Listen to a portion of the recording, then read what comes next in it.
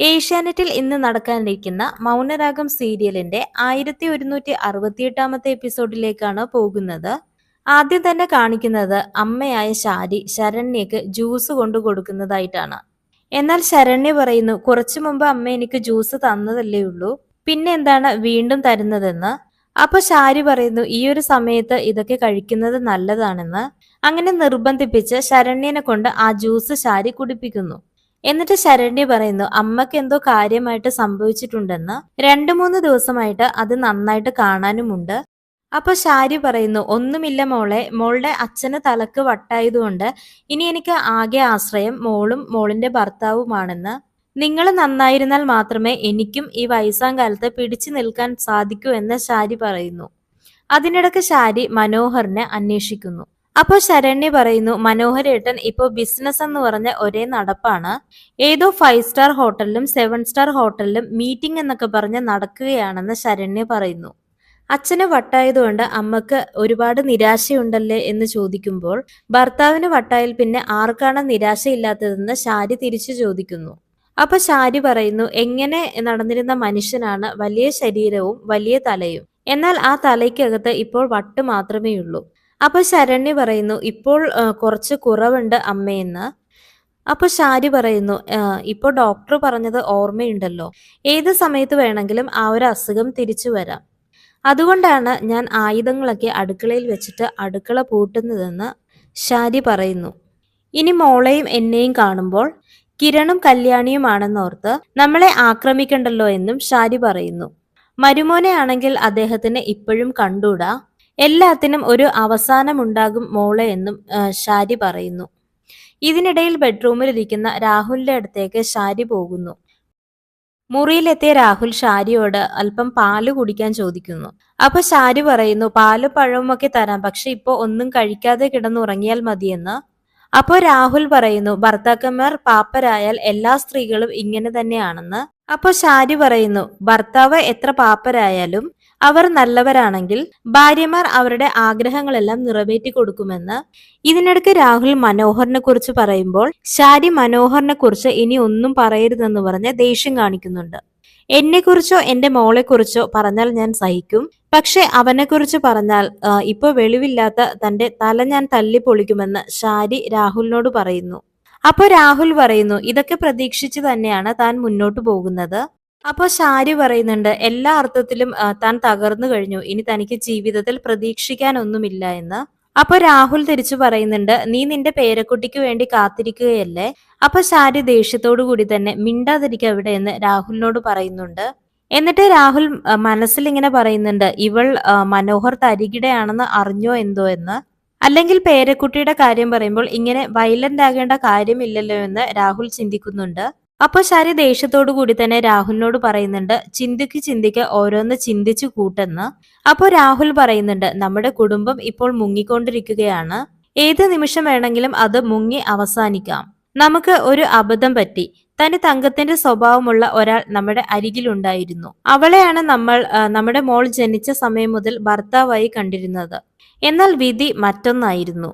ഇത് കേട്ട് ശാരി ദേഷ്യത്തോടു കൂടി തന്നെ രാഹുലിനോട് മിണ്ടാതിരിക്കാൻ പറയുന്നു. ആകെ കൂടി നരകതുല്യമായ ജീവിതത്തിൽ കിട്ടിയ ഒരേ ഒരു മാണിക്യമാണ് തന്റെ മരുമോനെന്ന് ശാരി പറയുന്നു. അപ്പൊ രാഹുലിന് മനസ്സിലാക്കുന്നു, അപ്പൊ അവനെക്കുറിച്ചല്ല ശാരി ഇപ്പോ അറിഞ്ഞിരിക്കുന്നതെന്ന്. ഇത്രയും നല്ല ഒരു മരുമോനെ കിട്ടിയിട്ടും തനിക്ക് പോരെ എന്ന് ശാരി ദേഷ്യത്തോടുകൂടി രാഹുലിനോട് പറയുന്നു. ആകെ കൂടി ഞങ്ങൾക്ക് ആശ്വസിക്കാൻ ഇപ്പൊ മനോഹർ മാത്രമേയുള്ളൂ. അപ്പൊ രാഹുൽ പറയുന്നുണ്ട്, നീ ഇപ്പൊ ഏത് സമയവും ഇങ്ങനെയൊക്കെ തന്നെയാണ് സംസാരിക്കുന്നത്, അത് കേൾക്കുമ്പോൾ തന്നെ എന്റെ നെഞ്ചിൽ തീയാണെന്ന്. ഈ വീട്ടിലെ പ്രശ്നങ്ങളെല്ലാം കണ്ട് അവൻ മാറി നിന്ന് ചിരിക്കുകയാണെന്ന് രാഹുൽ പറയുന്നു.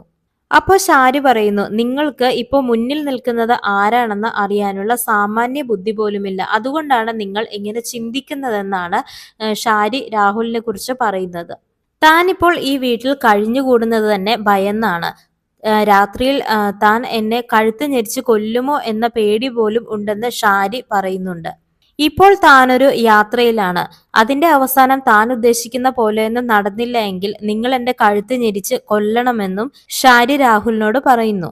അപ്പൊ രാഹുൽ ചോദിക്കുന്നുണ്ട് എന്താണ് നിന്റെ പ്രശ്നമെന്ന്. അപ്പൊ ഷാരി പറയുന്നുണ്ട് നിങ്ങൾ തന്നെയാണ് എന്റെ പ്രശ്നമെന്ന്. അതുകൊണ്ട് കൂടുതലൊന്നും സംസാരിക്കാതെ കിടന്നുറങ്ങാൻ പറഞ്ഞ് ഷാരി രാഹുലിനോട് ദേഷ്യപ്പെടുന്നതായിട്ടാണ് അവസാനം കാണിക്കുന്നത്. പിന്നീട് രാത്രി കോളിംഗ് ബെൽ അടിക്കുന്നത് കേട്ട് ശരണ്യ വാതിൽ തുറക്കുമ്പോൾ മനോഹറാണ് പുറത്തു നിൽക്കുന്നത്.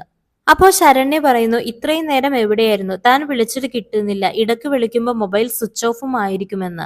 ആ സമയത്ത് മനോഹർ പറയുന്നു, ഞാനൊരു ബിസിനസ് മീറ്റിംഗിലായിരുന്നു. ബിസിനസ് മീറ്റിംഗിലിരിക്കുന്ന സമയത്ത് തന്റെ ഫോൺ സൈലന്റ് ആയിരിക്കുമെന്നും മനോഹർ പറയുന്നു. പിന്നെ മോളിന്റെ കോള് വരുമ്പോൾ മാത്രമാണ് താൻ ഫോൺ എടുക്കുന്നത്. അപ്പൊ ശരണ്യ ചോദിക്കുന്നുണ്ട് എല്ലാ രാജ്യത്തു നിന്നും ആൾക്കാർ വന്നല്ലോ എന്ന്. അപ്പൊ മനോഹർ ഒരുപാട് നുണ പറയുന്നുണ്ട്, ഒരുപാട് രാജ്യങ്ങളിലെ ആൾക്കാർ വന്നിരുന്നു, വലിയൊരു ബിസിനസ് മീറ്റിംഗ് ആയിരുന്നു എന്നൊക്കെ. ഇതെല്ലാം അറിയാവുന്ന രാഹുൽ മെല്ലെ വന്നിട്ട് മനോഹറിനോട് ചോദിക്കുന്നുണ്ട് ഏതൊക്കെ രാജ്യങ്ങളിൽ നിന്ന് ആൾക്കാർ വന്നു എന്ന്. അപ്പൊ ശരണ്യ പറയുന്നുണ്ട്, മനുവേട്ടന് ഇപ്പൊ ഒരുപാട് രാജ്യങ്ങളിൽ ബിസിനസ് ഉണ്ടല്ലോ, അതിൽ ഏതെങ്കിലും ഒരു രാജ്യത്തെ ബിസിനസ് അച്ഛനെ ഏൽപ്പിക്കാൻ.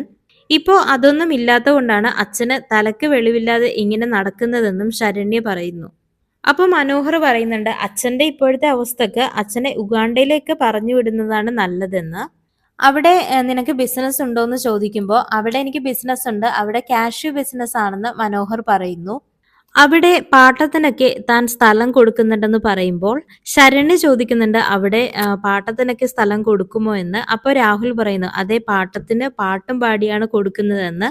ഇത് കേട്ട മനോഹർ കോഡ് ഭാഷ ഉപയോഗിച്ച് രാഹുലിനെ കളിയാക്കുന്നതും കാണാം. അവിടെ മഴക്കാലത്ത് താരകങ്ങൾ പ്രത്യക്ഷപ്പെടാറുണ്ടെന്നും പറയുന്നുണ്ട് മനോഹർ. ഇത് കേട്ട ഉടൻ രാഹുൽ ഇങ്ങനെ മനസ്സിൽ പറയുന്നുണ്ട്, ഇത് പറഞ്ഞാണ് നീ എന്നെ ഒതുക്കുന്നതെന്ന്. ഇതിനിടക്ക് ഷാരി കയറി വരുന്നു. ഷാരി വരുന്നത് കണ്ട മനോഹർ ഷാരിയുടെ മുഖത്ത് നോക്കിയിട്ട് പറയുന്നു, അമ്മയുടെ മുഖം എന്താണ് ഡള്ളായിട്ടിരിക്കുന്നതെന്ന്. മൊത്തത്തിലൊരു വിഷാദമുണ്ടല്ലോ മുഖത്തെന്ന് പറയുന്നു. ഇത് കേട്ട രാഹുൽ പറയുന്നു, നീയല്ലേ മരുമോൻ, അപ്പൊ വിഷാദം ഉണ്ടായില്ലെങ്കിലേ അതിശയമുള്ളൂ എന്ന്. ഇത് കേട്ട് ശരണ്യ ദേഷ്യത്തോടു കൂടി തന്നെ അച്ഛനൊന്ന് മിണ്ടാതിരിക്കാൻ പറയുന്നു. അപ്പൊ ഷാരി പറയുന്നുണ്ട്, എന്തൊക്കെയോ ആപത്ത് വരുന്നു എന്നുള്ള തോന്നലാണ് ഇപ്പോൾ ഉള്ളതെന്ന്. അപ്പൊ രാഹുൽ പറയുന്നു, ഇന്നലെ ഇവൾ സ്വപ്നത്തിൽ നിന്ന് ഞെട്ടി എണീറ്റായിരുന്നുവെന്ന്. അപ്പൊ മനോഹർ രാഹുലിനോട് പറയുന്നു, അതിനുശേഷം അച്ഛന്റെ മുഖം കണ്ടപ്പോ അമ്മ കൂടുതൽ ഞെട്ടി കാണുമെന്ന്. അങ്ങനെ മനോഹർ മനസ്സിൽ ഇങ്ങനെ പറയുന്നുണ്ട്, കൊടും പ്രാന്തനല്ലേ അരികിൽ കിടക്കുന്നത്, പിന്നെ അമ്മ എങ്ങനെ ഞെട്ടാതിരിക്കുമെന്ന്. അപ്പൊ രാഹുൽ മനോഹറിനെ ഉദ്ദേശിച്ച് ഇങ്ങനെ പറയുന്നുണ്ട്, ഇവിടെ ചിലർക്കൊക്കെ ഷോക്ക് കൊടുക്കാനുള്ള സമയമായെന്ന്. അപ്പൊ മനോഹർ ഇങ്ങനെ പറയുന്നുണ്ട്, ഇത് എന്നെ തന്നെയാണ് ഉദ്ദേശിച്ചത്, കുഴപ്പമില്ല, ഞാനിതൊക്കെ മാനേജ് ചെയ്തോളാം എന്ന്. അങ്ങനെ മനോഹർ മുറിക്ക് അകത്തേക്ക് പോകുന്നു. ഇത് കണ്ട ശരണ്യ പറയുന്നു, അടങ്ങി ഒതുങ്ങി നിന്നാൽ അച്ഛന് ഏതെങ്കിലും രാജ്യത്തെ ബിസിനസ് നോക്കി നടത്താമെന്ന്. അങ്ങനെ ശരണ്യയും മനോഹറിന്റെ പുറകെ അകത്തേക്ക് പോകുന്ന സമയത്ത് രാഹുൽ പറയുന്നു, ഇനി കണ്ടുപിടിക്കാത്ത ഏതെങ്കിലും രാജ്യമുണ്ടോ എന്ന്. അപ്പൊ ഷാരി പറയുന്നു, അതേയുണ്ട്, കടലിന്റെ അടിയിലൊന്ന് മുങ്ങി തപ്പി നോക്കാൻ, പിന്നെ പൊങ്ങിയില്ലെങ്കിൽ എല്ലാവരും രക്ഷപ്പെടുമല്ലോ എന്ന്. അപ്പൊ രാഹുൽ പറയുന്നു, അതെ, നിലയില്ലാ കയത്തിലേക്ക് ഇപ്പൊ മുങ്ങിക്കൊണ്ടിരിക്കുകയാണ്, ഇപ്പൊ കഴുത്ത് വരെ മുങ്ങിയിരിക്കുകയാണെന്ന്. പിന്നീട് കാണിക്കുന്നത് ഷാരി എവിടേക്കോ പോകാൻ തയ്യാറായി നിൽക്കുന്നതായിട്ടാണ്. അപ്പൊ രാഹുൽ എവിടെ പോണെന്ന് ചോദിക്കുമ്പോൾ എങ്ങോട്ടെങ്കിലും ഞാൻ പോവുകയാണെന്ന് ഷാരി പറയുന്നു. അപ്പൊ രാഹുൽ പറയുന്നുണ്ട്, എങ്ങോട്ട് ആണെങ്കിലും തലമുടിയൊക്കെ ഒന്ന് ചീകിയിട്ട് പോയാൽ പോരെ എന്ന്. അപ്പൊ ഷാരി ദേഷ്യത്തോടു കൂടി തന്നെ പറയുന്നുണ്ട്, തലയുണ്ടെങ്കിലല്ലേ തലമുടിയൊക്കെ ചീകേണ്ട ആവശ്യമുള്ളൂ എന്ന്. അപ്പൊ രാഹുൽ ചോദിക്കുന്നുണ്ട്, എന്തുകൊണ്ടാണ് അങ്ങനെ പറഞ്ഞതെന്ന്. അപ്പൊ ഷാരി പറയുന്നുണ്ട്, സ്വന്തമായിട്ടൊന്ന് ചിന്തിച്ചു നോക്കൂ ഞാൻ എന്തുകൊണ്ടാണ് അങ്ങനെ പറയുന്നതെന്ന്. അപ്പൊ രാഹുൽ ചോദിക്കുന്നുണ്ട്, ശരിക്കും നിനക്ക് എന്താണ് പറ്റിയതെന്ന്. അപ്പൊ ഷാരി പറയുന്നുണ്ട്, പറ്റിയത് എന്താണെന്ന് ഞാൻ നിങ്ങളെ കാണിച്ചു തരാം, ഞാൻ തിരിച്ചു വരട്ടെ എന്ന്. എന്നിട്ട് രാഹുൽ പറയുന്നുണ്ട്, സത്യത്തിൽ എനിക്കല്ല പ്രശ്നമെന്ന്. അപ്പൊ ഷാരി പറയുന്നുണ്ട്, അത് നിങ്ങൾക്കല്ല, എനിക്കാണ് പ്രശ്നമെന്ന്. അതെ, ഞാൻ ഭ്രാന്തെടുത്ത് നടക്കുകയാണെന്ന് ഷാരി പറയുമ്പോൾ രാഹുൽ പറയുന്നു, ഒരസുഖവും ഇല്ലാതെ എന്നെ നീ വട്ടനാക്കിയില്ലേ എന്ന്. അതിന്റെ തിരിച്ചടി എന്തായാലും നിങ്ങൾക്കൊക്കെ കിട്ടുമെന്ന് രാഹുൽ പറയുന്നു. അപ്പൊ ഷാരി പറയുന്നു, എന്റെ ഏറ്റവും വലിയ തിരിച്ചടി നിങ്ങളാണെന്ന്. അപ്പോ രാഹുൽ പറയുന്നുണ്ട്, ഒരിടക്ക് നീ ഇങ്ങനെയൊന്നുമല്ലല്ലോ പറഞ്ഞത്, എന്നെക്കാളും നല്ല ഒരു ഭർത്താവിനെ നിനക്ക് കിട്ടില്ല എന്നല്ലേ എന്ന്. വലിയ സാമ്പത്തിക സ്ഥിതിയൊന്നും ഇല്ലാത്ത ഒരു വീട്ടിൽ നിന്നും നിന്നെ കൊണ്ടുവന്നപ്പോൾ പലരും പറഞ്ഞു, മോളെ, ഇവൻ നിന്റെ ഭാഗ്യമാണെന്ന്. നിന്റെ വീട്ടിലുള്ളവരും രക്ഷപ്പെട്ടത് എന്നെ വിവാഹം കഴിച്ചതിന് ശേഷമാണ്. അപ്പൊ ഷാരി പറയുന്നു, എല്ലാം സമ്മതിച്ചു, ഇങ്ങനെ ഒരുപാട് നല്ല കാര്യങ്ങൾ ചെയ്തു തന്നിട്ടുണ്ട്, പക്ഷെ അവസാനം എന്നെ മുക്കാനാണെന്ന് എനിക്ക് അറിയില്ലായിരുന്നു എന്ന് ഷാരി പറയുന്നു. എന്നിട്ട് ഷാരി പറയുന്നുണ്ട് സഹായം കിട്ടിയവരൊക്കെ രക്ഷപ്പെട്ടു, പക്ഷെ ഞാൻ ഇങ്ങനെയുമായെന്ന്. അപ്പോ രാഹുൽ ഇങ്ങനെ പറയുന്നുണ്ട് നിന്റെ മനസ്സിൽ എന്തൊക്കെയുണ്ട് അത് തുറന്നു പറയാൻ. എന്നിട്ട് രാഹുൽ പറയുന്നുണ്ട് രൂപ നാടകം കളിക്കുകയാണോ എന്നറിയാൻ നീ രൂപയെ കാണാൻ പോയി, അവിടെ വെച്ച് ആരൊക്കെയോ നിന്നിൽ എന്തൊക്കെയോ വിഷം കുത്തി വെച്ചിട്ടുണ്ടെന്ന്. അപ്പൊ ഷാരി ഇങ്ങനെ പറയുന്നുണ്ട് വ്യക്തമായ തെളിവൊന്നുമില്ലാതെ ഞാനൊന്നും വിശ്വസിക്കില്ല എന്ന്. അതുകൊണ്ട് ആ രീതിയിലുള്ള സംസാരമൊന്നും എന്നോട് വേണ്ട എന്ന് ഷാരി പറയുന്നു. ഏതായാലും താനൊന്ന് പോയി വരട്ടെ എന്ന് പറഞ്ഞ ഷാരി പിന്നെ അവിടെ നിന്ന് ഇറങ്ങുന്നതാണ് കാണിക്കുന്നത്. ഇറങ്ങുന്ന സമയത്ത് ശരണ്യനെ ഒരുപാട് വിഷമത്തോടു കൂടി ഷാരി കെട്ടിപ്പിടിക്കുന്നുണ്ട്. അപ്പൊ ശരണ്യ ഷാരിനോട് ചോദിക്കുന്നുണ്ട് അമ്മക്ക് ഇത് എന്തു പറ്റി അമ്മയെന്ന്. അപ്പൊ ഷാരി പറയുന്നു എനിക്ക് എന്തോ എന്റെ മോളോട് എനിക്ക് ഒരു പ്രത്യേക സ്നേഹം തോന്നിയെന്ന്. അപ്പൊ മനോഹർ ഇങ്ങനെ മനസ്സിൽ വിചാരിക്കുന്നുണ്ട് മൊത്തത്തിൽ എന്തൊക്കെയോ കുഴപ്പങ്ങൾ ഉണ്ടല്ലോ എന്ന്. അപ്പൊ ഷാരി പറയുന്നു മോൾക്ക് വേണ്ടി പ്രാർത്ഥിക്കാനാണ് അമ്മ അമ്പലത്തിൽ പോകുന്നതെന്ന്. മോൾക്ക് ആരോഗ്യമുള്ള ഒരു കുഞ്ഞ് ജനിക്കണം, അതാണ് എന്റെ ആഗ്രഹമെന്ന് ഷാരി പറയുന്നു. ആ കുഞ്ഞിനെ താലോലിക്കാൻ വേണ്ടി താൻ കാത്തിരിക്കുകയാണെന്ന് പറയുന്നുണ്ട്. അതിനോടൊപ്പം തന്നെ മോളുടെ പ്രസവം അമേരിക്കയിൽ വെച്ച് മതി എന്ന് പറയുന്നു. അപ്പൊ ശരണ്യ പറയുന്നുണ്ട് 9-ാം മാസമായി കഴിഞ്ഞാല് ഫ്ലൈറ്റില് യാത്ര ചെയ്യാനൊക്കെ വളരെ ബുദ്ധിമുട്ടായിരിക്കുമെന്ന്.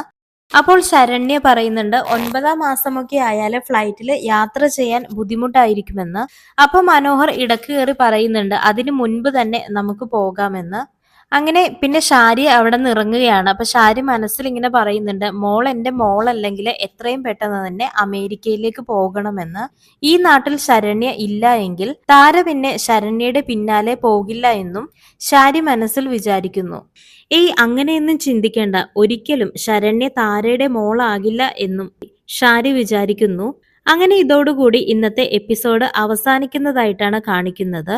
മൗനരാഗത്തിന്റെ പുതിയൊരു എപ്പിസോഡിന്റെ റിവ്യൂവുമായിട്ട് ഞാൻ നാളെ എത്തുന്നതാണ്. അപ്പോൾ എല്ലാവർക്കും ബൈ.